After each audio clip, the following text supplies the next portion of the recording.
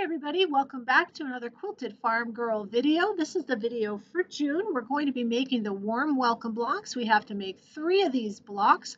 There was a technical problem recording most of this video, so you're going to hear this as a voiceover. If the sound is a little bit different, I apologize for that. Let's get started with our blocks. I've got everything cut to make today's blocks. You need the pattern to get the measurements.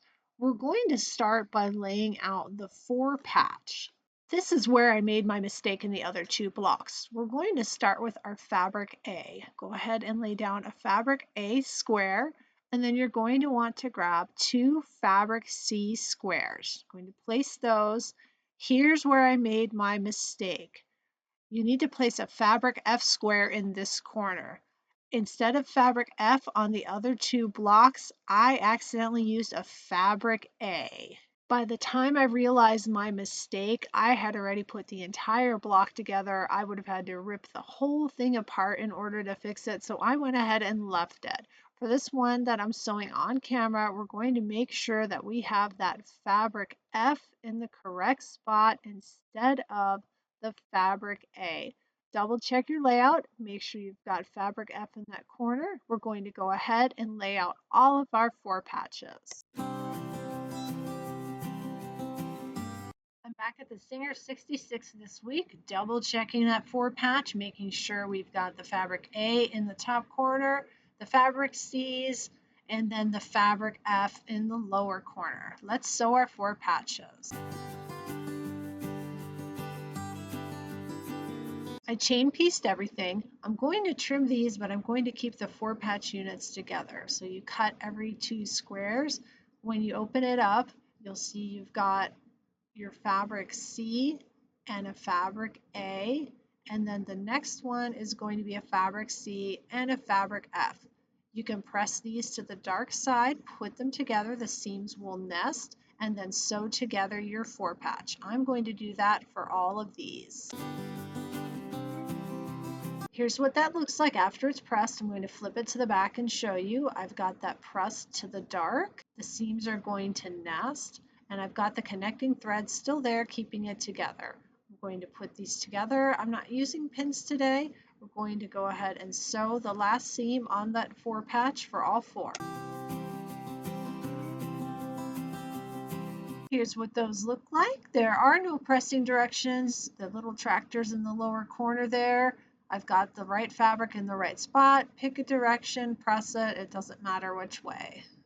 I've got all of them laid out. You want to grab a fabric B square that's going to go right side down over the fabric C. You're going to cover all of the fabric C's. These are small enough so when you sew corner to corner, you can actually do all of these at the same time if you like. If you want to pin, you can lay them down like this and pin and sew both seams. I'm going to do one side at a time on all 4 and then flip it around and then go back and do the other side. I've got all of these done. See how the fabric C is covered up? You shouldn't see any of the fabric C. You can trim a 1/4 inch away and then you'll flip and take it to the ironing board and give it a good press. I'm doing both sides here. Go ahead and flip it out, and then I'll press this on the ironing board. You know, if you want, you can double check your corners before you trim. Let me show you on the next one. What you would do is fold that triangle out, make sure it looks good. That one actually looks really good, nice and straight. Check the next corner, flip, that also looks good. Now I know it's okay to trim.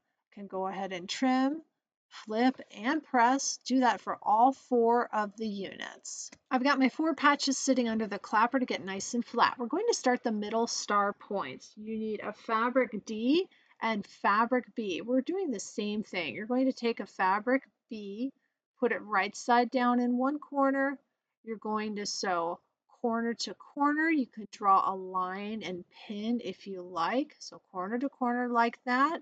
And then you can flip it and check it before you trim and press, and you need to do that before putting on the second piece, otherwise they will overlap. So you have to do one side at a time. I did one side for all 4 of those. Let's flip, make sure it looks good. That looks nice and straight. I can go ahead and trim that and then take it over to my ironing board and press that out. I need to do that for all 4. Once you've got those pressed, grab your next fabric B square, place it in this corner here, and then you're going to sew corner to corner, trim, flip, and press just like before. So lay that down, corner to corner, then you can flip it, check it, trim, and press. Do that for all 4 of your units. We're ready to lay out our block. Fabric E goes in the center. The middle star points go around the center and they point out. So lay all of those down, make sure they're pointing out. Then we want to grab our 4 patches. Now these 4 patches are put together correctly with that fabric F in the corner. Fabric F goes on the inside. So as you're laying these out, make sure your fabric F is in the center. I'm going to start by going down the right-hand side, sewing here, here, and here, and then I'll open it back up and I'll go down the left-hand side and sew the same way, top, middle, bottom.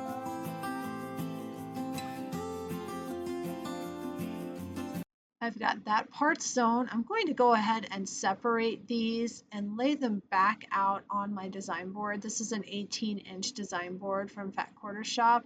I want to double check and make sure the orientation is correct before I go down and sew the pieces on the left-hand side.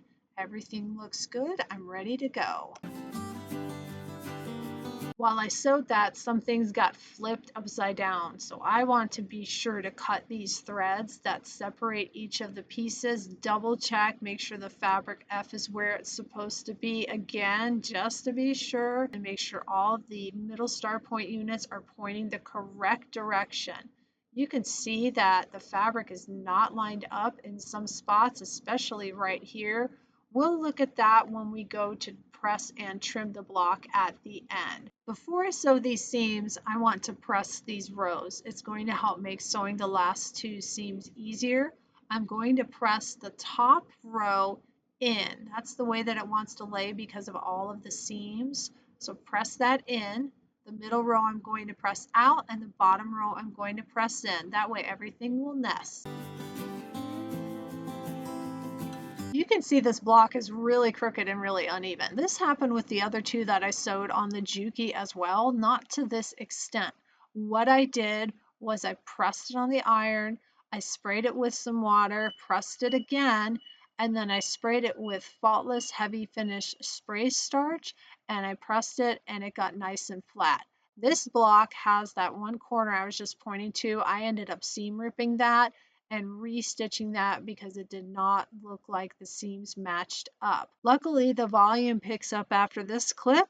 You'll get to hear all the final explanation as it was recorded. Thank you so much for your patience. Let's watch the rest of the video. Here's my block after it's been pressed before I trimmed it. You can see how rough the edges are. I can't give the measurement of the block. You have to have the pattern to see that. I will be able to trim all the way around and even this up. I'm going to go ahead and trim this up and we'll compare it to the other 2 blocks. Here it is all trimmed. It is exactly the right size. It might be crooked, but it's the right size.